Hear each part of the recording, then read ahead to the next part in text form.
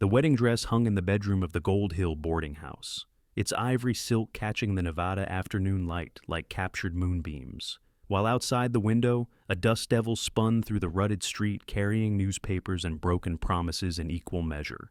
Evelyn Barrett stood before the mirror in her chemise and petticoat, 22 years old, with copper-colored hair that fell in waves past her shoulders, green eyes red-rimmed from crying, and hands that trembled as she reached for the gown that was supposed to transform her into a bride in exactly 3 hours.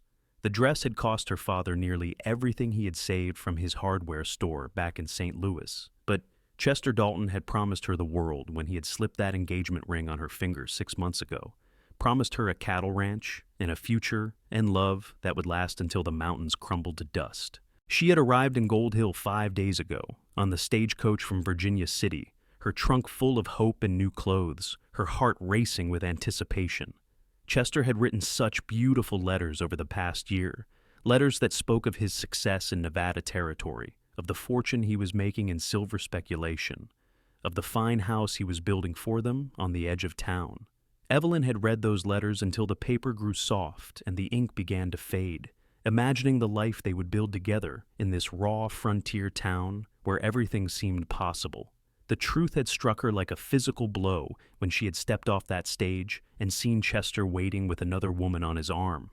Margaret Sutherland was her name, the daughter of the richest mine owner in the Comstock, and Chester had married her 3 weeks ago in a ceremony that the whole town had attended. He had not even had the decency to write Evelyn a letter explaining his change of heart. He had simply stopped corresponding and assumed she would somehow learn of his marriage before making the long journey west. "You should not have come," Chester had said to her on that dusty street, his face red with embarrassment, while Margaret looked at Evelyn with something between pity and contempt. "I thought you would understand. A man has to think of his future out here." Evelyn had wanted to slap him. She had wanted to scream and rage and make a scene that would be talked about in Gold Hill for the next 10 years. Instead, she had held her head high, turned away, and walked to the boarding house where she had arranged lodging, her spine straight and her tears held back until she reached the privacy of her rented room. That had been 5 days ago. 5 days of humiliation as the story spread through town.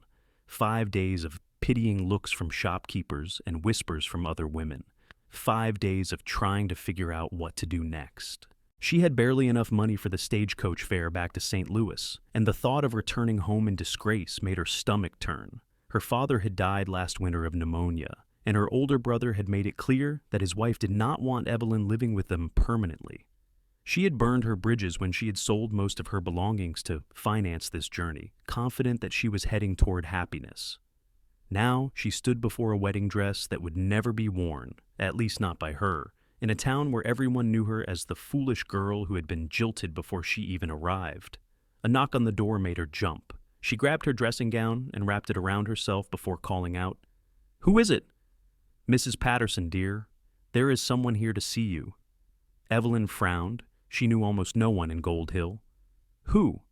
"He says it is about a job. A ranching job, if you can believe that." "Shall I send him away?" A job. Evelyn's heart quickened. She had been scouring the local newspaper for any kind of employment, but positions for respectable women were scarce in mining towns. Most of the work available was in saloons, or worse, and she would rather starve than take that path. "No, please, give me 5 minutes to dress properly." She pulled on the simple blue calico dress she had worn on the stage, the one that was already showing dust stains along the hem. She pinned up her hair quickly, pinched her cheeks to give them some color, and hurried downstairs to the boarding house parlor. The man waiting there took up most of the small room, not because he was particularly tall, but because he had a presence that seemed to fill every available space. He stood near the window with his hat in his hands, dust on his boots and travel-worn clothes that marked him as someone who spent more time outdoors than in. His hair was dark brown, almost black, and fell past his collar in a way that would have been considered scandalous back in Saint Louis, but seemed perfectly natural here. His face was weathered by sun and wind, strong-jawed and serious, with eyes that were somewhere between gray and blue. He looked to be in his mid-20s, maybe 26 or 27, and when those eyes met hers, Evelyn felt something shift in her chest that she could not quite name. "Miss Barrett?" His voice was deep and quiet, the kind of voice that made you lean in to listen. "My name is Wyatt Brennan. I own a cattle ranch about 10 miles north of here, up near the Carson River. I heard in town that you might be looking for work." Evelyn felt heat rise to her cheeks. Of course he had heard about her situation. Everyone in Gold Hill knew. "That is correct, Mr. Brennan, though I confess I do not know what use I would be on a cattle ranch. I have some experience with bookkeeping and household management, but I know nothing about livestock." Wyatt Brennan turned his hat in his hands, a gesture that seemed almost nervous.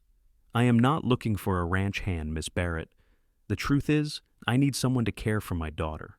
Her mother died 2 years ago when she was born, and I have been managing as best I can, but I am not doing well by her. She needs a woman's touch, someone who can teach her the things I cannot. Mrs. Chen in town has been helping when she can, but she has her own family to care for. I can offer you room and board, and wages of $30 a month. It is not much, I know, but it is honest work, and you would have your own quarters, completely separate from the main house. Everything would be proper and respectable." $30 a month. That was more than most governesses made back east. Evelyn studied the man before her, looking for any sign of improper intentions, but his gaze was steady and direct. There was no leer in his eyes, no suggestion of anything beyond exactly what he had stated. "You have a daughter who is 2 years old?" "Just turned 2 last month. Her name is Hope." Something in the way he said that name made Evelyn's heart soften. There was such tenderness there, such obvious love. "May I ask what happened to your wife, Mr. Brennan? I do not mean to pry, but if I am to care for your daughter, I should understand the circumstances." His jaw tightened, and for a moment she thought he might refuse to answer. Then he said, "Sarah was thrown from a horse when she was 8 months along. The doctor said it brought on early labor. She lived long enough to hold Hope once and name her. Then she just slipped away. I did everything I could, Miss Barrett. I rode 5 miles in the dark to fetch the doctor. I held her hand. I prayed harder than I have ever prayed in my life. But sometimes God has different plans than we do." The raw pain in his voice was unmistakable, and Evelyn felt her own grief rising in response. She understood loss. She understood having your future ripped away without warning. "I am very sorry for what happened to you and your daughter, Mr. Brennan. No child should grow up without a mother, and no man should lose his wife so young." He nodded once, a sharp movement. "So will you consider it? I know it is asking a lot, coming out to a remote ranch to care for a child who is not yours. But Hope needs someone, and frankly, so do I. I am a good rancher, Miss Barrett, but I am lost when it comes to raising a little girl. I can teach her to ride and rope and brand cattle, but I cannot teach her to be a lady. I cannot teach her the things her mother would have taught her." Evelyn thought of the wedding dress upstairs, of the stage fare back to St. Louis, of her brother's cramped house and his wife's disapproving stares. She thought of Chester Dalton and his calculating choice to marry money instead of keeping his promises. She thought of spending the rest of her life as someone's poor relation, always grateful, always in the way. "When would you need me to start?" she asked. The relief that flooded Wyatt Brennan's face was almost startling. "As soon as you are able. I brought the wagon, so I can take you and your belongings today if you are willing. But if you need time to think about it, I understand. This is a big decision." It was a big decision. It was also the only real option she had, unless she wanted to marry the first man who asked just to have security. At least this way she would have her independence and honest work. "I can be ready in an hour, Mr. Brennan. I do not have much to pack." "Thank you, Miss Barrett. You do not know what this means to me." He paused, then added, "And I want to say, for what it is worth, that Chester Dalton is a damned fool. Sorry for the language, but it is the truth. Any man who would treat a woman the way he treated you is not worth a moment of your tears." Evelyn felt her eyes sting with unexpected moisture. No one else in Gold Hill had said anything remotely kind about the situation. They had all just stared and whispered and judged. "Thank you, Mr. Brennan. That is very kind of you to say." "It is not kindness. It is just fact. Now, you go get your things together, and I will load the wagon. We should be able to reach the ranch before dark if we leave soon." An hour later, Evelyn sat on the bench of a sturdy wagon next to Wyatt Brennan, her trunk and carpet bags secured in the back. The wedding dress folded carefully in tissue paper at the very bottom of the trunk, where she would not have to look at it. Mrs. Patterson had been shocked by her sudden departure, but had refunded half her week's rent without argument, perhaps glad to have the sad girl out of her boarding house. The town of Gold Hill rolled past as they drove north, the wooden buildings and mining equipment giving way to open land dotted with sagebrush and scrub pine. The silence between them was not uncomfortable, but Evelyn felt she should say something. "Have you lived in Nevada long, Mr. Brennan?" 5 years now. I came out from Texas after my father died and left me a small inheritance. I used it to buy land and cattle, built the ranch from nothing. It is not the biggest spread in the territory, but it is mine, and it is profitable enough to support my daughter and me comfortably. Texas is a long way from here. Sometimes a man needs distance from old memories. He glanced at her sideways. "I expect you understand something about that." She did. God help her, she did. "My father used to say that the West was where people went to reinvent themselves. I suppose I am proof of that now, though not in the way I expected." "The West is whatever you make of it," Wyatt said. "It does not care about your past or your mistakes. It only cares about whether you are strong enough to survive it." That is a harsh philosophy. It is a harsh land, but it is also beautiful, if you know how to look at it. Evelyn gazed out at the landscape rolling past. It was beautiful, in a stark and unforgiving way. The mountains rose in the distance, their peaks still touched with snow, even though it was June. The sky was so blue it almost hurt to look at, and the air smelled of dust and sage and something wild that she could not name. It was nothing like the green hills of Missouri, nothing like the tame gardens and ordered streets of St. Louis. It was raw and real, and somehow more honest than anything she had known before. They traveled for 2 hours, the wagon bouncing over ruts in the rough road, conversation drifting in and out like the wind. Wyatt told her about the ranch, about the herd of cattle he was building, about the challenges of finding good water and keeping predators away from the livestock. Evelyn told him about her father's hardware store, about her education at Miss Thornton's Academy for Young Ladies, about the books she loved to read and her talent for sums and figures. It was strange, this easy talk with a man she had just met, but somehow it felt natural. Perhaps it was because they were both broken in their own ways, both trying to build something new from the ruins of their expectations. The ranch, when they finally reached it, was more substantial than Evelyn had expected. The house was a solid 2-story structure built of timber and stone, with a wide porch that wrapped around 2 sides and glass windows that must have cost a fortune to transport from Virginia City. There was a large barn, several outbuildings, and corrals where horses stood dozing in the afternoon heat. Beyond the buildings, she could see cattle grazing on the grassland that stretched toward the river, and farther still, the mountains rose like ancient guardians watching over everything. "It is beautiful," Evelyn said, and meant it. Wyatt's expression softened with obvious pride. "I have put everything I have into this place. I want Hope to grow up knowing that her father built something lasting, something she can be proud of." He helped her down from the wagon, his hands strong and sure around her waist, and for a moment they stood close enough that Evelyn could see the silver flecks in his blue-gray eyes. Then he stepped back quickly, as if remembering propriety, and gestured toward the house. "Come meet Hope. Fair warning, she is shy with strangers at first, but she warms up quickly." The inside of the house was neat, but clearly lacking a woman's touch. The furniture was well made but sparse, the floors clean but bare of rugs, the walls empty of pictures or decorations. A Chinese woman in her 40s looked up from the kitchen area as they entered. A little girl balanced on her hip.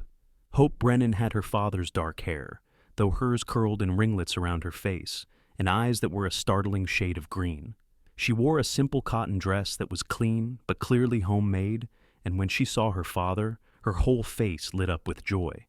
"Papa!" She reached for him with both arms, and Wyatt took her with the practiced ease of a man who had been caring for his child alone. "There is my girl. Were you good for Mrs. Chen today?" "She was very good," Mrs. Chen said in slightly accented English. "She helped me make bread and played with her doll, but she missed you, as always. Mrs. Chen, this is Miss Barrett. She's going to be staying with us and helping care for Hope." The older woman studied Evelyn with sharp, assessing eyes. Then she nodded, apparently satisfied with what she saw. "Good. This child needs a young woman around, not just an old widow who cannot keep up with her energy. You have experience with children, Miss Barrett?" "Some," Evelyn said, which was true enough. She had helped her sister-in-law with her 2 boys before the relationship had soured. I am willing to learn what I do not know. That is the right answer. I will show you around the kitchen and the household supplies before I go. Mr. Brennan is a good man, but he has no idea how to organize a proper household. She shot Wyatt a look that was half stern, half affectionate. No offense, but it is true. None taken. I know my limitations. Hope had been staring at Evelyn with wide eyes, her small fist clutching her father's shirt collar. Evelyn smiled at her gently. Hello, Hope. My name is Evelyn. That is a lovely doll you have. The child looked down at the rag doll in her other hand, then back at Evelyn. She did not speak, but she did not hide her face in her father's shoulder either, which Wyatt seemed to take as a good sign. She is still learning to talk, he explained. She knows a lot of words, but she is cautious about using them with people she does not know well. That is perfectly understandable. We will get to know each other in time. Evelyn reached out slowly and let Hope see her hand before touching the doll's yarn hair. Your dolly has very pretty hair. Is she your friend? Hope nodded solemnly, then whispered, Molly. What a perfect name for a doll. I had a doll named Catherine when I was a little girl. I loved her very much. Something in Hope's expression shifted, became less wary and more curious. It was a small change, but Evelyn recognized it for the victory it was. Mrs. Chen spent the next hour showing Evelyn around the household, pointing out where supplies were kept, explaining Wyatt's preferences for meals, demonstrating how the cast iron stove worked. The kitchen was actually well stocked and organized, which surprised Evelyn until Mrs. Chen explained that she had been coming 3 times a week for the past year to help manage things. But my daughter is expecting a baby soon, and she needs me more than Mr. Brennan does, the older woman said. I am glad he found you, Miss Barrett. He is too proud to admit it, but he has been struggling. A man alone cannot raise a daughter properly, especially not when he has a ranch to run. He seems very devoted to her. Oh, he is. That child is everything to him. But devotion is not the same as knowing what a little girl needs. He tries, but he works from dawn until dark, and Hope spends too much time alone or following him around the barn. She needs structure, education, companionship. She needs someone who can give her attention that is not divided between her and 300 head of cattle. Evelyn understood. She had seen the shadows under Wyatt's eyes, the weariness in the set of his shoulders. He was a man carrying too much on his own, refusing to admit he needed help until circumstances forced his hand. By the time Mrs. Chen left, the sun was setting in a blaze of orange and red across the Nevada sky. Wyatt showed Evelyn to the small house he had mentioned, which was actually a converted bunkhouse about 50 yards from the main house. It had a bed, a chair, a small table, and a stove for cold nights. The windows had proper glass and curtains, and everything was scrupulously clean. I know it is not fancy, Wyatt said, standing in the doorway with Hope still in his arms. But it is private and secure. You can put whatever personal touches you like on it. It is perfect, Mr. Brennan. Truly, I have stayed in much worse boarding houses. There is a bolt on the door that locks from the inside. I want you to feel safe here, and if you ever need anything, day or night, the main house is right there. Thank you. I appreciate your thoughtfulness.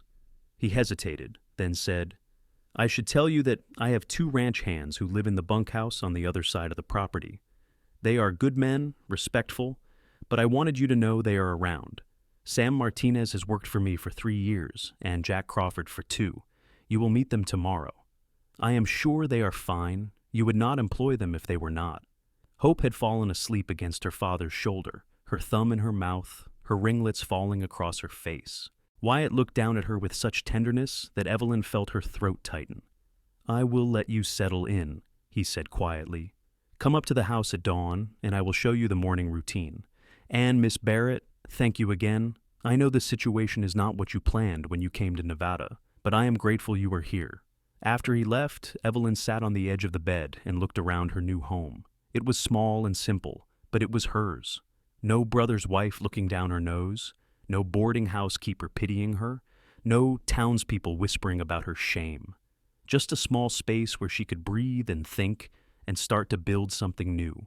She thought about Wyatt Brennan and his daughter, about the pain in his voice when he spoke of his dead wife, about the devotion in his eyes when he looked at Hope. She thought about the vast Nevada landscape, so different from everything she had known, and the strange twist of fate that had brought her to this remote ranch instead of to a wedding altar. Maybe her father had been right. Maybe the West was a place to reinvent yourself. Maybe it was possible to take the broken pieces of your expectations and build something entirely different, something you had never imagined, but that could still be good. She unpacked her trunk, hanging her few dresses on the pegs along the wall, setting her books on the table, placing her mother's cameo brooch on the windowsill where the morning light would catch it. At the very bottom of the trunk, she found the wedding dress. She lifted it out carefully, ran her fingers over the delicate silk, and felt the sting of tears. She had been so sure of her future when she had boarded that stagecoach in St. Louis, so certain that Chester Dalton was her destiny, that marriage and children and a conventional life were waiting for her in Nevada. It had been a foolish certainty, she saw that now. She had barely known Chester, had built an entire fantasy around a handful of letters and promises that were never real. Evelyn carried the dress outside into the fading light. A wind had picked up, the kind that seemed to be constant in this high desert country, and it tugged at the silk like eager hands. She held the dress up, watching it billow and dance in the breeze, and thought about everything she had lost, and everything she might still find. Then she let go. The wind caught the wedding dress and lifted it up into the sky like a great white bird taking flight. The silk gleamed in the last rays of sunset as it tumbled and spun, caught in air currents she could not see, dancing away across the sagebrush and stone. She watched it fly, her heart pounding, her eyes streaming, until it was just a pale speck in the distance and then nothing at all. She heard footsteps behind her and turned to find Wyatt Brennan standing there, Hope presumably asleep in the house. He must have seen what she had done, but his expression was not judgmental or confused. Instead, he was smiling, a real smile that reached his eyes and transformed his whole face. "That was quite something," he said quietly. "I do not need it anymore," Evelyn said, and was surprised to find she meant it. It represented a future that was never real. Better to let the wind take it than keep it as a reminder of my foolishness. It wasn't foolishness to believe in someone's promises. That was on him, not you. Still, I feel lighter without it. Wyatt looked out at the darkening landscape where the dress had disappeared. When Sarah died, I kept all her things, her clothes, her jewelry, her hairbrush with strands of her hair still caught in the bristles.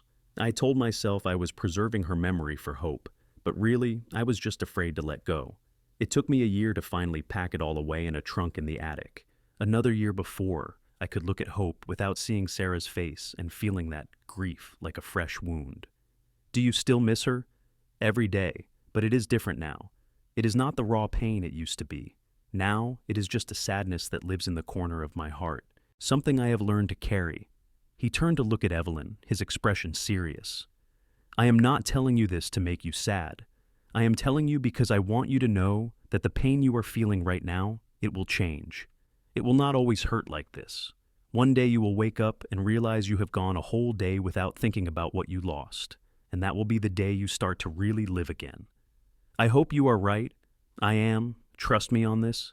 He paused, then added, "That dress flying away in the wind, it was like watching hope itself take flight. It made me think that maybe letting go of the past is not about forgetting or giving up. Maybe it is about making space for something new." The way he said it, the way he looked at her when he said it, made Evelyn's breath catch in her throat. There was something in his eyes that she could not quite read, something that made her pulse quicken and her skin warm despite the cooling evening air. "I should let you rest," Wyatt said, breaking the moment. "Dawn comes early on a ranch." After he left, Evelyn stood outside her small house for a long time, watching the stars emerge one by one in the vast Nevada sky. She thought about wedding dresses carried away by canyon winds, about cowboys who smiled at moments of letting go, about hope caught and held and cherished. She thought about the strange path that had brought her here, and the possibility that sometimes the wrong turn leads you exactly where you need to be. She slept deeply that night, more deeply than she had since arriving in Nevada, and when she woke to the sound of a rooster crowing and the first pale light of dawn, she felt something she had not felt in a long time. She felt ready. The days at the ranch fell into a rhythm that was both challenging and oddly comforting.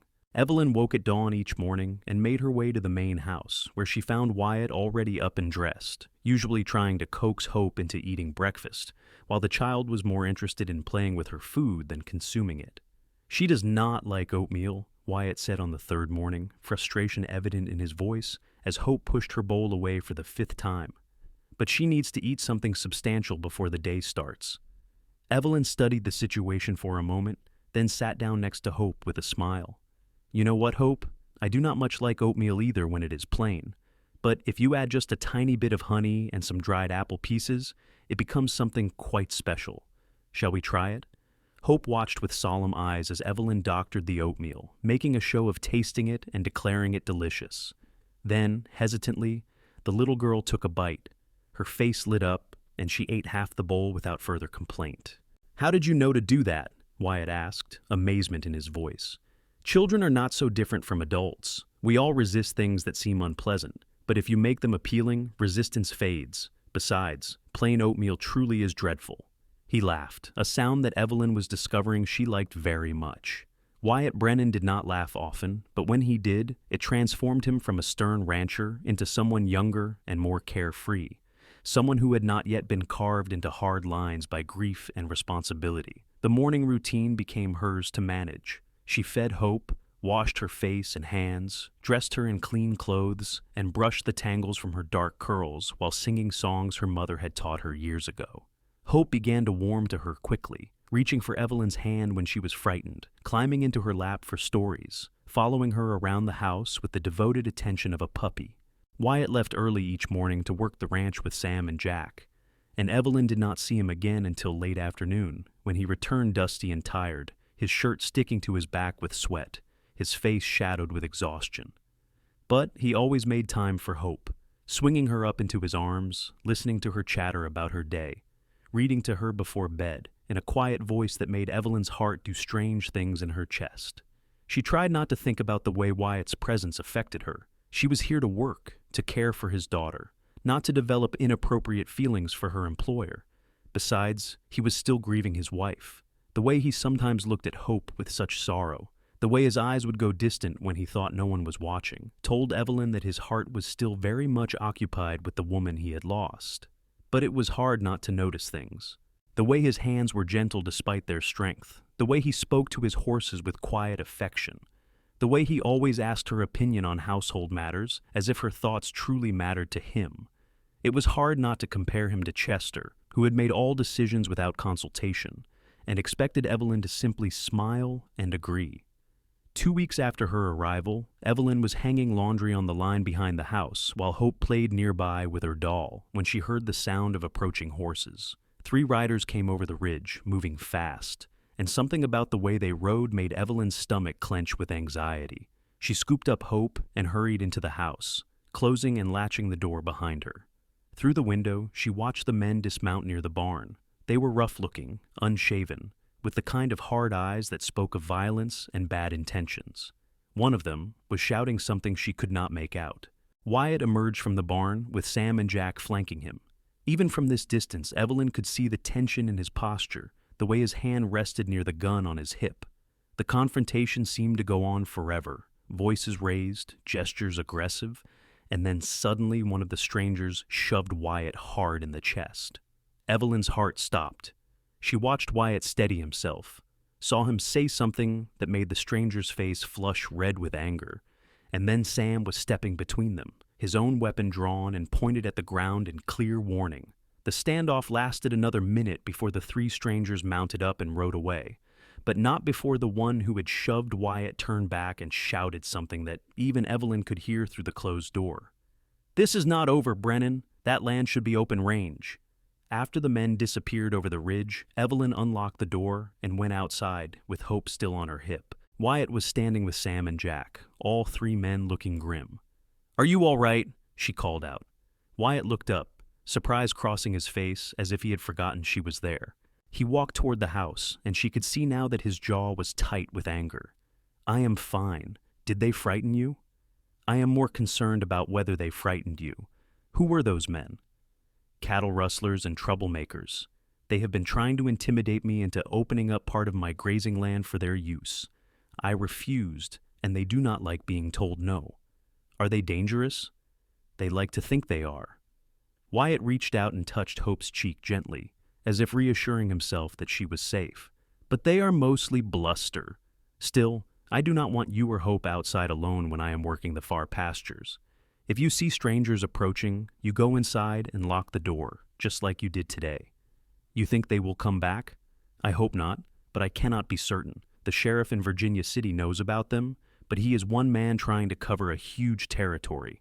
Out here, we mostly have to take care of ourselves. Evelyn felt a chill despite the warm afternoon. She had known the West could be dangerous, but experiencing that danger firsthand was different from reading about it in novels. Is there anything I can do? Just keep Hope safe. That is all I need from you. He hesitated, then added, and maybe stay alert. If you see or hear anything unusual, come find me immediately. That night, Wyatt knocked on the door of her small house after Hope was asleep. Evelyn opened it to find him standing there with a rifle in his hands. I want you to keep this here, he said without preamble. Do you know how to shoot? My father taught me when I was 16. He said every woman should know how to defend herself. Your father was a wise man. Wyatt held out the rifle. I hope you never need to use it, but I will feel better knowing you have it. The ammunition is here. He handed her a small box of cartridges. Keep it loaded and near the door. Evelyn took the weapon, feeling the weight of it in her hands, the cold metal and smooth wood. You are really worried about those men, are you not? I am worried about protecting what is mine. This ranch, Hope, my livelihood, all of it. He paused, and when he spoke again, his voice was softer. And I am worried about you. You are under my protection now, Miss Barrett. I take that responsibility seriously. Something in the way he looked at her made Evelyn's mouth go dry. There was an intensity in his eyes that had nothing to do with cattle rustlers and everything to do with something neither of them was ready to name. Thank you for the rifle, she managed to say. I will be careful. I know you will.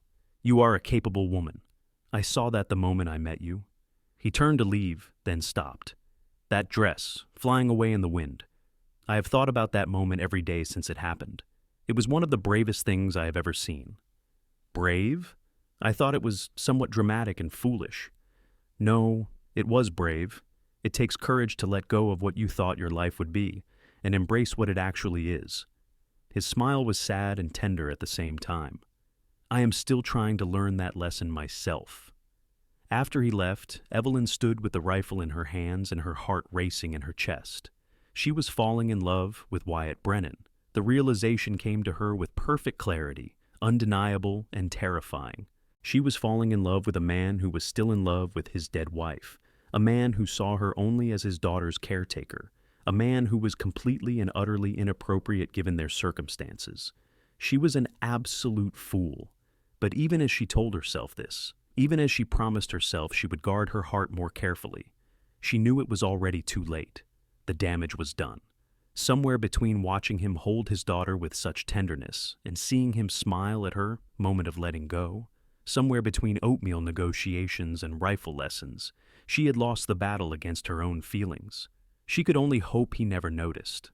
The summer heat settled over the Nevada high desert like a thick blanket, turning the mornings into brief moments of coolness before the sun climbed high and burned everything with its relentless light. Evelyn learned to organize her outdoor activities for early morning and late evening, keeping Hope inside during the worst of the afternoon heat, entertaining the child with stories and games and lessons in letters and numbers. Hope was bright, curious, and increasingly affectionate. She followed Evelyn everywhere, chattering in her developing vocabulary about horses and cattle and the jackrabbits that bounded through the sagebrush.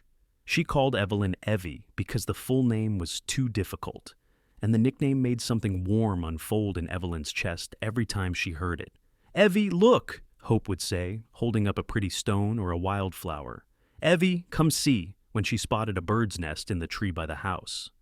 "Evie, stay?" in a worried voice whenever Evelyn left her to return to her own small house for the night.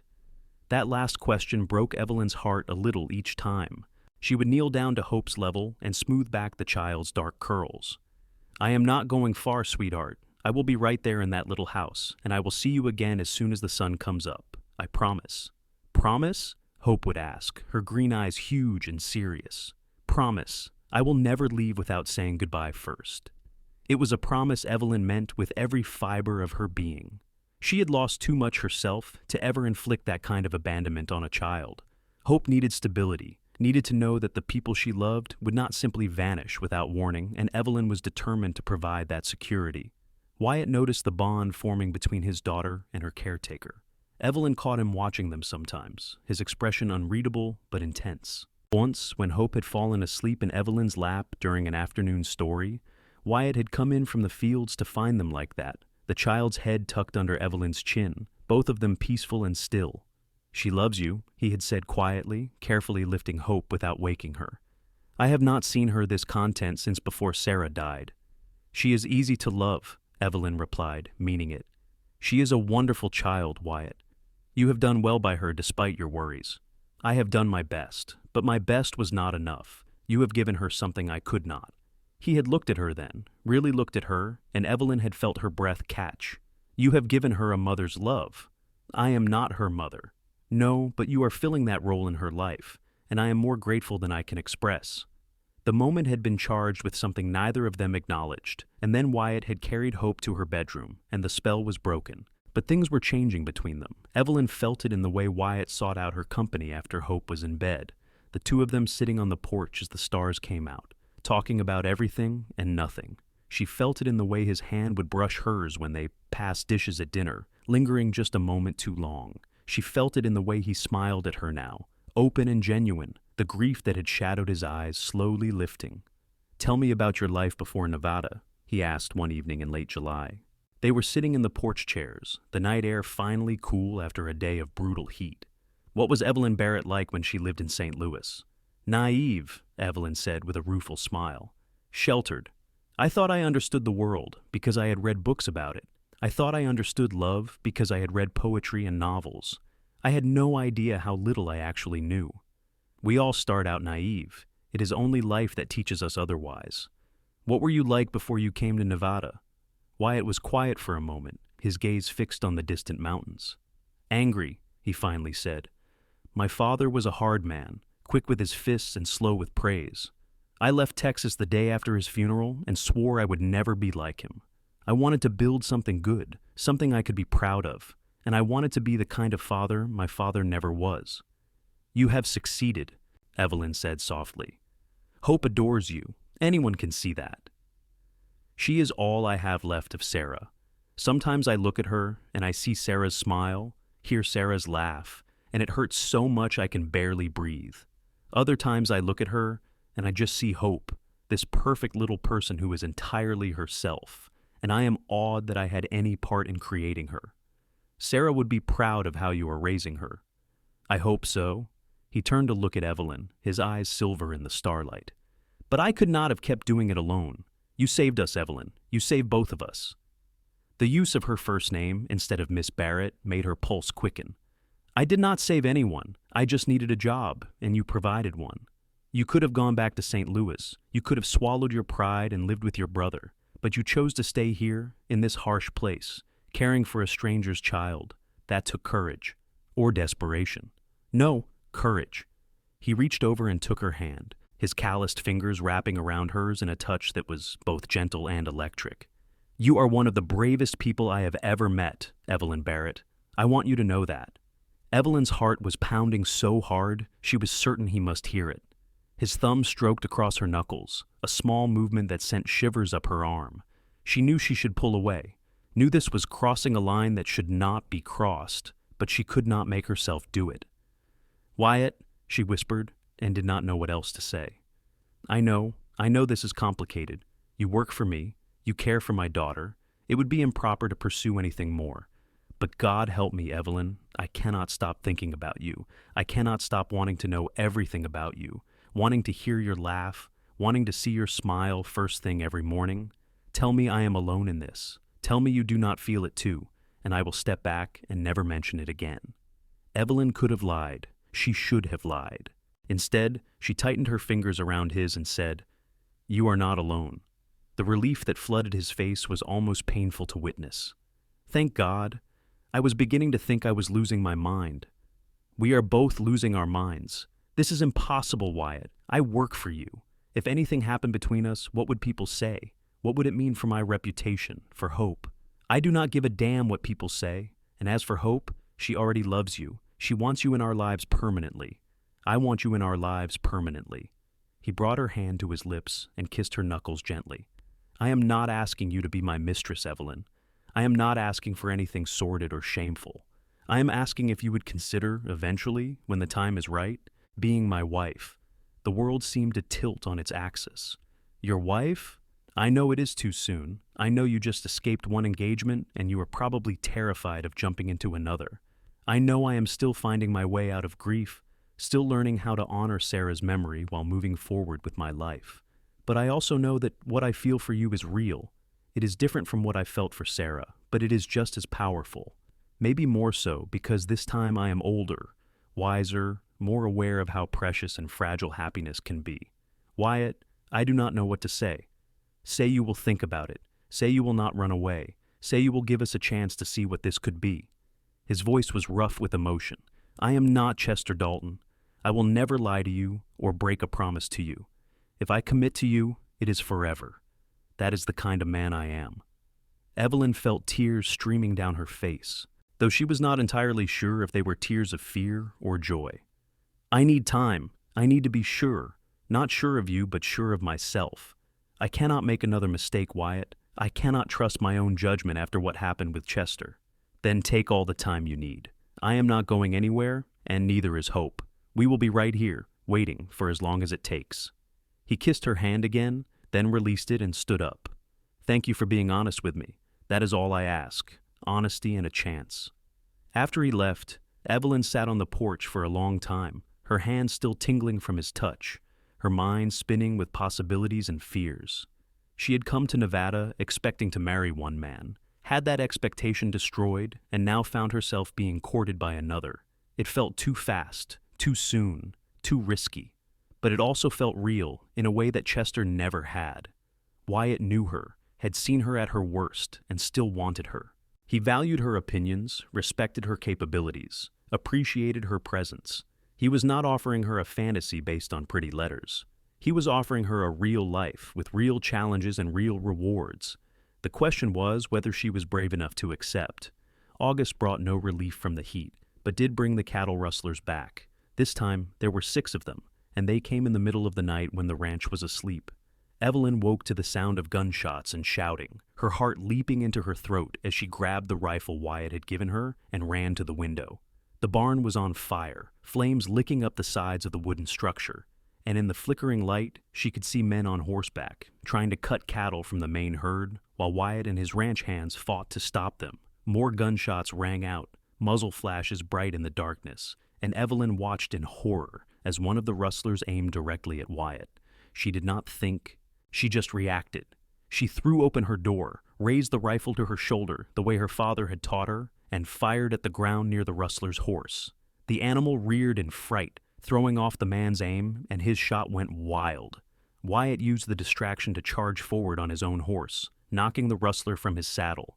Evelyn fired twice more, not aiming to kill but to frighten and distract, and it worked. The rustlers, realizing they were facing more resistance than they had expected, retreated into the darkness with only a handful of stolen cattle. By the time the fight was over, the barn was fully engulfed in flames. Sam and Jack managed to get the horses out before the structure collapsed, but everything else was lost. Wyatt stood watching his barn burn with an expression of such fury and grief that Evelyn's heart ached for him. She walked over to him slowly, still carrying the rifle. "I am sorry about the barn." He turned to her, and she saw that his face was smudged with soot and his shirt was torn. "You fired at them. You could have been killed. They were going to kill you. That does not matter. Nothing matters more than you and Hope being safe. Do you understand that? Nothing." He grabbed her shoulders, his grip almost painful. "You do not take risks like that. You stay inside where it is safe. You were going to die, Wyatt." "Better me than you." "No!" The word burst out of her with surprising force. "Not better you. Never better you. I will not lose someone else I love to stupidity and violence. I will not stand by and watch you die when I can do something to prevent it." He stared at her, and in his eyes she saw the exact moment he registered what she had said. "Someone else you love?" Evelyn's hands were shaking. "Yes, God help me, yes. I love you. Wyatt Brennan. I tried not to. I told myself it was too soon, too complicated, too risky. but I cannot help how I feel. I love you, and I will not apologize for trying to save your life." For a moment he just stood there, covered in soot and blood and ash, illuminated by the flames of his burning barn. Then he pulled her into his arms and kissed her. It was nothing like the chaste kisses Evelyn had shared with Chester during their brief courtship. This was passionate and desperate, a kiss that spoke of need and fear and relief and love all tangled together. His hands cupped her face. His mouth moved over hers with an intensity that made her knees weak. And when they finally broke apart, they were both breathing hard. "I love you too," Wyatt said against her lips. "I have loved you since the day I saw you let that wedding dress fly away in the wind. I have loved you every day since, and I will love you every day for the rest of my life if you will let me."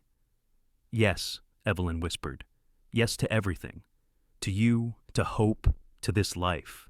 Yes." He kissed her again, softer this time, sweeter, and behind them, the barn collapsed in a shower of sparks that rose up into the night sky like falling stars. Sam cleared his throat loudly, making them both jump apart. "Sorry to interrupt, boss, but we should probably discuss security before those bastards come back." Wyatt did not let go of Evelyn's hand. "You are right. Let me get Hope from the house and make sure she is all right, then we will talk." But Hope was not in the house. Evelyn's blood turned to ice when she ran inside and found the child's bed empty, the covers thrown back, the rag doll Molly lying on the floor. "Wyatt, she is not here." The next hours were some of the worst of Evelyn's life. They searched the house, the outbuildings, the entire ranch yard, calling Hope's name until their voices were hoarse. Dawn was breaking when Jack found the small footprints leading away from the house toward the river. "She must have woken up and gotten scared by the fire," Wyatt said, his face gray with fear. "She would have gone to find you, Evelyn. Your house is between here and the river. She might have gotten confused in the dark." They followed the tracks, Evelyn's heart in her throat, praying with every step that they would find Hope safe and unharmed. The Carson River was not deep in most places, but it had strong currents and a small child could easily drown if she fell in. They found her sitting on the riverbank, her nightgown soaked and muddy, tears streaming down her face, clutching something white to her chest. As they got closer, Evelyn realized with a jolt of recognition what it was: the wedding dress. Somehow, impossibly, Hope had found the wedding dress that the wind had carried away weeks ago. It was torn and dirty, caught in the branches of a riverside bush, but it was unmistakably the same gown. "Evie's dress," Hope sobbed when she saw them. "Evie's pretty dress, I find it. I bring back." Wyatt scooped her up, holding her so tightly that the child squeaked in protest. "You scared us, Hope. You cannot run away like that. We thought we lost you." "Sorry, Papa, sorry, but Evie's dress was lost. I find it." She reached out for Evelyn with one hand, still clutching the ruined dress with the other. "I find it for you." Evelyn took the child from Wyatt, tears streaming down her own face now. "Thank you, sweetheart. That was very kind of you, but I do not need that dress anymore. I let it go because I did not want it." "Not want pretty dress?" "No, because I found something much better. I found you and your papa. That is worth more than any dress in the world." Hope considered this seriously, then let the dress fall to the ground. "Okay. We go home now?" "Yes, sweetheart. We go home now." As they walked back to the ranch, Evelyn looked over her shoulder at the white silk lying on the riverbank, and she saw Wyatt smiling at her with such love in his eyes that she felt her heart might burst. The canyon wind had tossed the wedding veil, the cowboy had smiled, and in that moment, Evelyn knew with perfect certainty that he had caught Hope. More than that, he had kept it, was keeping it still, would keep it forever. The wedding took place on a crisp October morning, when the cottonwoods along the Carson River had turned gold, and the first dusting of snow touched the peaks of the Sierra Nevada. It was a small ceremony, attended only by Sam and Jack, Mrs. Chen and her family, a few neighboring ranchers, and the minister from Virginia City. Hope stood beside Evelyn in a new dress that Mrs. Chen had helped sew, holding a bouquet of late-blooming wildflowers and beaming with pride at her important role. Evelyn wore a simple blue dress instead of a wedding gown, and she carried no veil. She needed neither silk nor lace to mark this moment. All she needed was the man standing before her with love shining in his eyes and his daughter holding her hand. "Do you, Wyatt Brennan, take this woman to be your lawfully wedded wife?" the minister intoned. "I do," Wyatt said firmly, his voice carrying across the small gathering. "For as long as we both shall live, and beyond if God allows." "And do you, Evelyn Barrett, take this man to be your lawfully wedded husband?" Evelyn looked at Wyatt, at the man who had given her a second chance when she needed it most, who had shown her that broken hearts could heal, and broken dreams could be rebuilt into something even better. "I do. With all my heart, I do." When Wyatt kissed her, sealing their vows, Hope cheered and clapped, and the small gathering laughed and applauded. It was not the grand society wedding that Evelyn had once imagined for herself. It was better. It was real. The celebration afterward was held in the newly rebuilt barn, which Wyatt and his hands had worked tirelessly to complete before the wedding. Mrs. Chen had prepared a feast. Sam played fiddle while Jack called square dances, and as the sun set over the Nevada desert, Evelyn danced with her husband under strings of lanterns that swayed in the evening breeze. "Are you happy?" Wyatt asked, his arms around her waist, his cheek pressed against her hair. "Happier than I ever imagined possible," Evelyn replied honestly. "This life, this place, you and Hope, it is everything I never knew I wanted. I am going to spend the rest of my life making sure you never regret choosing us. I could never regret it. You are my home, Wyatt. You and Hope. Wherever you are, that is where I belong." Hope, who had been dancing with Sam, ran over and hugged Evelyn's legs. "Mama happy?" It was the first time Hope had called her that, and Evelyn felt tears spring to her eyes. She knelt down and gathered the child into her arms. "Yes, sweetheart, Mama's very happy. Are you happy?" "Very happy. We are family now." "We were always family," Evelyn said, looking up at Wyatt. "From the very beginning, we were always meant to be family." That night, in the bedroom of the house that was now truly hers, Evelyn stood at the window looking out at the stars scattered across the vast Nevada sky. Wyatt came up behind her, wrapping his arms around her waist and resting his chin on her shoulder. "What are you thinking about?" he asked softly. "About how I almost married Chester Dalton, about how devastated I was when I arrived in Gold Hill and discovered his betrayal, about how I thought my life was over." She turned in his arms to face him. "I had no idea that it was actually just beginning. That losing Chester was not a tragedy, but a gift, because it brought me to you. I was thinking the same thing earlier, about how Sarah's death nearly destroyed me, how I was just going through the motions of living for Hope's sake. Then you came into our lives, and suddenly I remembered what it felt like to truly be alive, to laugh, to hope, to love." He touched her face gently. "I will always carry Sarah in my heart. She gave me hope, and that is a gift I can never repay. But you, Evelyn, you gave me back my life. You gave me a future worth living." They held each other in the darkness, two broken people who had found wholeness in each other, and outside the window, the wind blew across the Nevada desert, carrying away the last traces of the past and making room for the future they would build together. The first year of their marriage was not without challenges. The cattle rustlers eventually gave up their harassment after the sheriff finally tracked them down and arrested the ringleader. A harsh winter tested their resources and endurance, with snowdrifts piling high and temperatures dropping so low that they had to bring the animals close to the house for warmth. In late spring, Evelyn discovered she was pregnant, and while the news filled them both with joy, it also brought worry about the risks of childbirth in such a remote location. But through all of it, their love deepened and strengthened. Wyatt proved to be everything he had promised, and more, a partner who valued her opinions and supported her dreams. When Evelyn mentioned that she wished Hope could have proper schooling, Wyatt helped her convert one of the spare rooms into a schoolroom and encouraged her to take in a few other children from neighboring ranches for lessons. When she expressed interest in raising chickens for eggs and extra income, he built her a coop and helped her select the best laying hens. And when the time came for their baby to be born on a hot August afternoon, when the heat shimmered off the desert floor in visible waves, Wyatt held her hand through every contraction and every scream, wiping her forehead with cool cloths and whispering encouragement, even though she could see the fear in his eyes. "I am not leaving you," he said fiercely when the midwife suggested he wait outside. "I lost Sarah alone, not knowing what was happening, helpless to do anything. I will not make that mistake again. I am staying right here." Their son was born just as the sun was setting, painting the sky in shades of orange and red and gold. He was healthy and strong, with dark hair like his father and sister, and lungs that proved themselves immediately with a lusty cry. "What shall we name him?"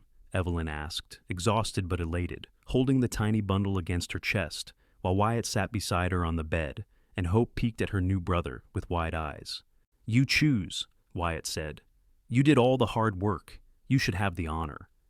Evelyn thought about their journey, about the twisting path that had brought them together, about the hardships they had overcome and the love they had built. "William," she said finally. "William Brennan, for my father, who taught me to be strong." "William Brennan," Wyatt repeated, testing the name. He touched his son's tiny hand with one finger, his expression full of wonder. "Welcome to the family, Will. You have a big sister who is already going to spoil you rotten, and parents who will love you fiercely. And you have a mother who is the bravest, strongest woman I have ever known." Hope climbed up onto the bed carefully, mindful of the baby. "I am a big sister now," she announced with great importance. "I will teach him everything." "I am sure you will, sweetheart," Evelyn said, smiling at the child who had been the first to claim her heart in Nevada. "You are going to be a wonderful big sister." As the evening deepened into night, the little family stayed together in that room, learning the sounds and rhythms of their newest member. And when Evelyn finally drifted off to sleep, surrounded by the people she loved most in the world, she dreamed of wedding dresses flying on canyon winds, of cowboys who smiled at moments of hope, and of a future stretching out before them full of promise and possibility. 2 years passed, then 5, then 10. The ranch prospered under Wyatt's careful management and Evelyn's keen business sense. Hope grew into a bright, confident girl who could ride as well as any ranch hand and do sums faster than most adults. Will proved to be his father's son, sturdy and determined, with a gentle way with animals that made even the most skittish horses calm under his touch.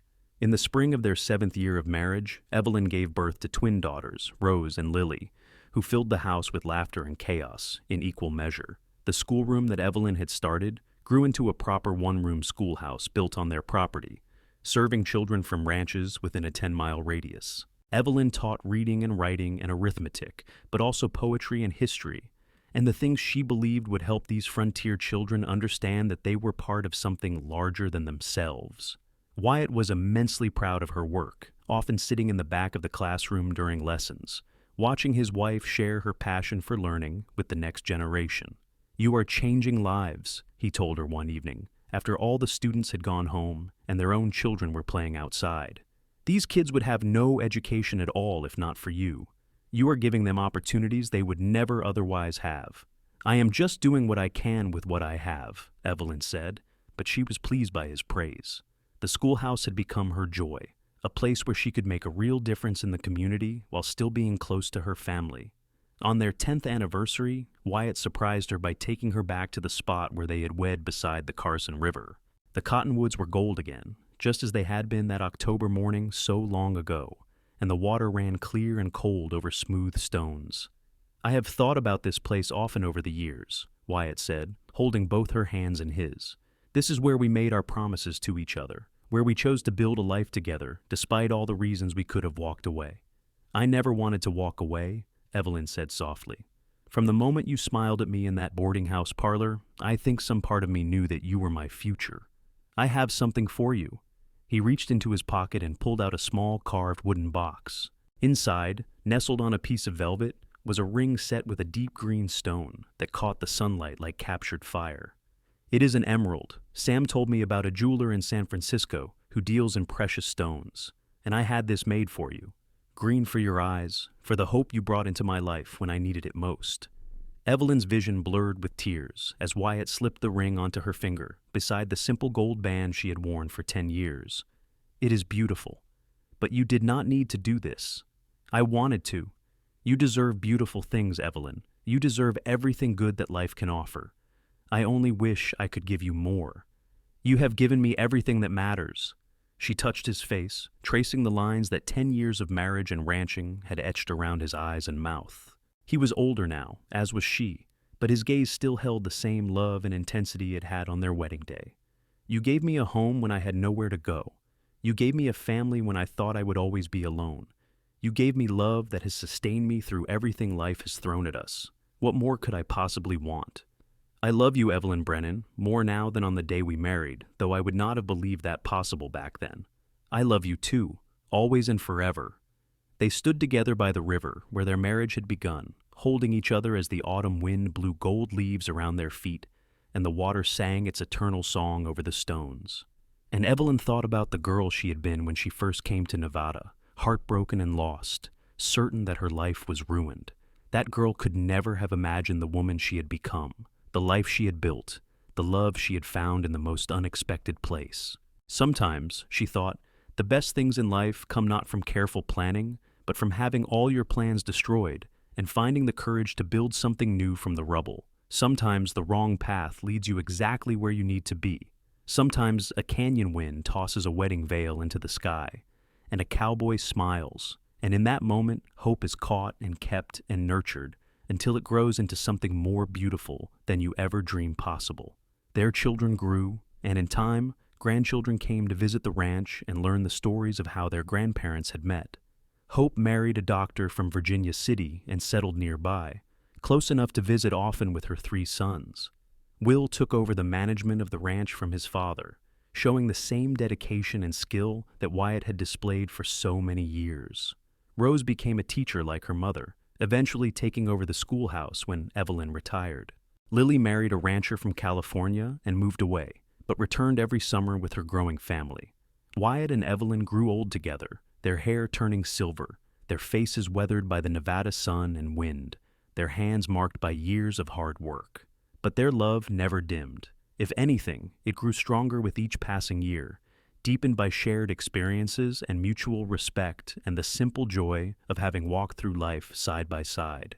On a spring morning, when Evelyn was 65 and Wyatt 68, they sat together on the porch of the ranch house they had built and maintained for over 40 years. The view had not changed much since that first day Evelyn had arrived, dusty and nervous, to interview for a job caring for a 2-year-old girl.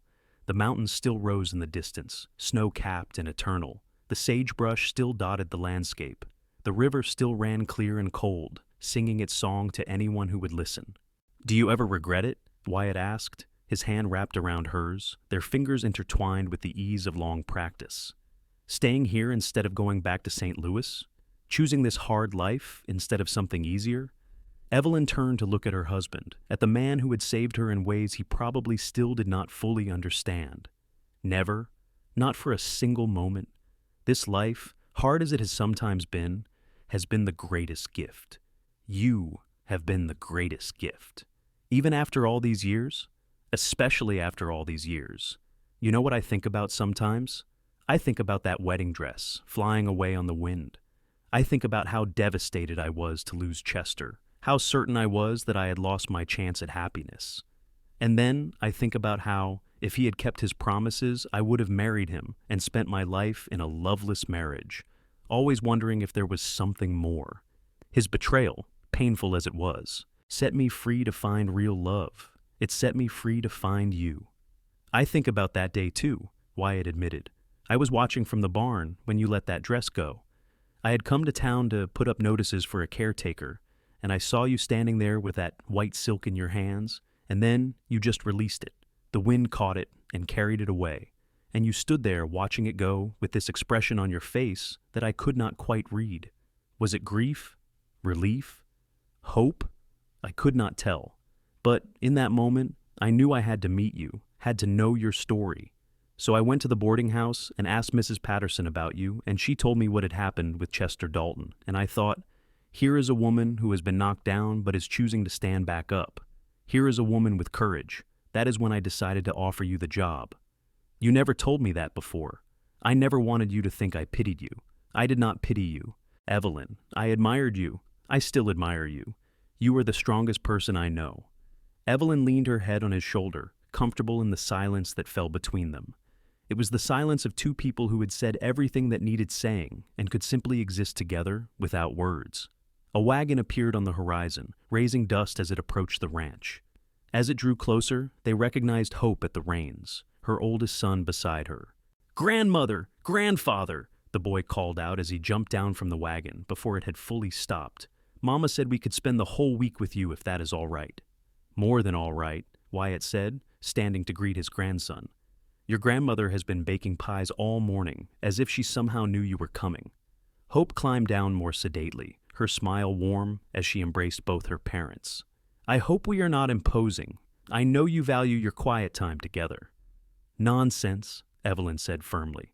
"This house is too quiet with just the two of us rattling around. We love having you visit. How long can you stay?"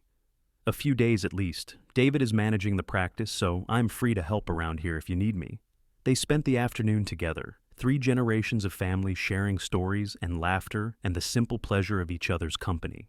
The boy, Thomas, begged his grandfather to teach him to rope properly, and Wyatt, despite his advancing years, demonstrated with the ease of someone who had been working with cattle his entire life. Later, after Thomas had been sent to wash up for dinner and Hope was helping Evelyn in the kitchen, the older woman said quietly, "You gave me such a gift when you hired Mother all those years ago. I do not remember my birth mother at all, but I remember clearly the day Mother arrived. I was frightened and confused, and she was so kind to me. She made everything better just by being there." "Your mother saved us both," Wyatt said, watching Evelyn through the kitchen window as she laughed at something Hope had said. "I was drowning in grief and responsibility, and she threw me a lifeline. I will be grateful for that every day for the rest of my life. She says the same about you, that you saved her when she needed it most. I suppose we saved each other then. That is what love should be, I think. 2 people making each other stronger, helping each other through the hard times, celebrating together through the good times. Your mother taught me that." That night, after Hope and Thomas had gone to bed in the guest room and the house was quiet, Wyatt and Evelyn lay together in their bed, the window open to let in the cool night air. The stars were brilliant overhead, undimmed by city lights, and the sound of the river was a distant whisper. "I am so tired," Evelyn admitted, though she was smiling. "That grandson of ours has more energy than I remember any child having. He reminds me of Will at that age, always moving, always asking questions, always into something he should not be into." Wyatt pulled her closer, her back against his chest, their bodies fitting together with the familiarity of thousands of nights shared. "But he is a good boy. They are all good kids. We did well, Evelyn. With Hope, with our own children, with this life we built. We did well." "We did," she agreed softly. "Better than I ever dared to hope when I was that heartbroken girl in the Gold Hill boarding house. That girl was brave enough to take a chance on a stranger and his motherless child. That girl was strong enough to make a new life in a harsh place. That girl became the woman I love, more than life itself." He kissed the back of her neck tenderly. "I hope Chester Dalton lived to regret losing you. I hope he spent the rest of his life knowing what a fool he was." "I do not think about Chester anymore," Evelyn said, and it was true. The man who had once broken her heart was less than a memory now, just a name attached to a brief painful episode in her youth. "I hope he had a good life with his Margaret. I hope they were happy, because his choice to betray me was the luckiest thing that ever happened to me. It brought me here. It brought me to you." They fell asleep like that, wrapped in each other's arms, their breathing synchronized, their hearts beating in tandem. And in the morning, when Evelyn woke to see the sun rising over the Nevada mountains and Wyatt's face peaceful in sleep beside her, she thought again about wedding dresses and canyon winds and cowboys who smiled at moments of hope. She thought about how sometimes the story you thought you were living turns out to be the wrong story, and you have to let it fly away on the wind before you can find the right one. She thought about how the best love is not the one you planned for, but the one you stumbled into when you were lost and broken and certain you had no future. She thought about hope, that precious, fragile thing that can so easily be lost, and how Wyatt had caught it and kept it safe for her until she was ready to believe in it again.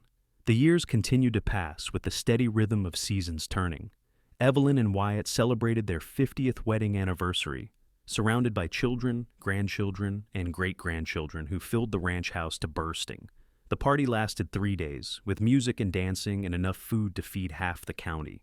Neighbors came from miles around to celebrate the couple, who had become something of a legend in the region. The story of their unconventional meeting and enduring love repeated and embellished with each retelling. "Tell us again how you met," one of the great-grandchildren begged, a little girl of 6 with Hope's green eyes. "Tell us about the flying wedding dress." So Evelyn told the story once more, watching her husband's eyes crinkle with amusement as she described that day in Gold Hill. the humiliation and heartbreak and desperation that had driven her to accept a job from a stranger. She told them about the wedding dress catching the wind, about Wyatt watching from the barn, about Hope as a tiny 2-year-old who needed a mother's love. And they lived happily ever after, the little girl said with satisfaction when the story was done.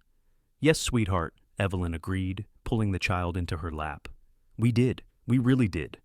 Wyatt reached over and took her hand, and they sat like that surrounded by the fruits of their love, their family, their legacy.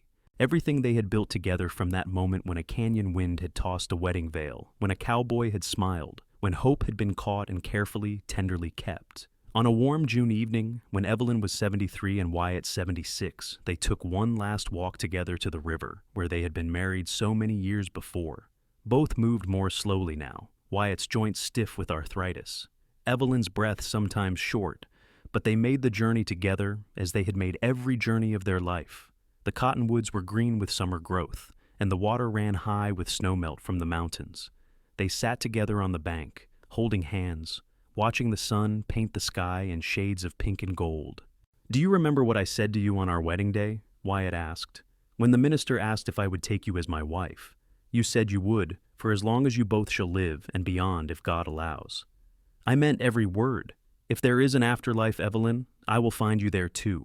I will love you through eternity if I am given the chance. I will hold you to that promise," she said, tears streaming down her weathered cheeks. "Because I am not nearly done loving you, Wyatt Brennan. One lifetime is not enough." He kissed her then, there beside the river where they had pledged their love, and it was sweet and tender and full of 50 years of shared memories. When they finally pulled apart, the sun had set and the first stars were appearing in the darkening sky. "We should head back," Evelyn said reluctantly. "Will is probably worrying about us." "Let him worry for a few more minutes. I want to stay here with you just a little longer." So they stayed, two old people holding hands beside a river in Nevada, surrounded by the landscape they had come to love and the legacy they had built together. And when they finally made their way back to the ranch house where lights glowed warm in the windows, they walked slowly, savoring every moment, grateful for every step they had taken together on this long and winding path. Wyatt passed away peacefully in his sleep 3 years later, on a cold January night with Evelyn beside him and all their children gathered close. His last words were, "I love you," spoken to the woman who had transformed his life and given him reasons to hope and dream and love again. Evelyn mourned him deeply, but not hopelessly. She knew that their love was not ended, but merely paused, waiting for the moment when they would be reunited. She lived another 5 years, spending her time with her children and grandchildren, tending the garden she had planted decades ago, teaching at the schoolhouse until her health made it impossible to continue. On the morning of her 78th birthday, Evelyn woke early and walked alone to the river. The cottonwoods were bare with winter, and a light snow was falling, covering the ground in a blanket of white. She stood at the spot where she had married Wyatt, where they had celebrated their 10th anniversary, where they had spent that last evening together, watching the sunset. "I am coming soon," she said aloud, knowing somehow that he could hear her across whatever distance separated them. "Wait for me just a little longer, my love. I am not quite finished here yet." But she was wrong. That afternoon, surrounded by family, Evelyn Brennan closed her eyes and simply did not open them again. The doctor said it was her heart, that it had finally worn out after so many years of loving and living and giving. Hope, now a grandmother herself, wept as she held her mother's hand one last time. She was the best mother anyone could have asked for, she said to her own children. She chose to love me when she did not have to. She chose to love all of us. That is the greatest gift a person can give. They buried Evelyn beside Wyatt on a hill overlooking the ranch, under a cottonwood tree that would shower them with golden leaves every autumn. The headstones were simple, but the words carved into them were not. Wyatt Brennan, beloved, husband, and father. He caught hope and kept it safe. Evelyn Brennan, beloved, wife, and mother.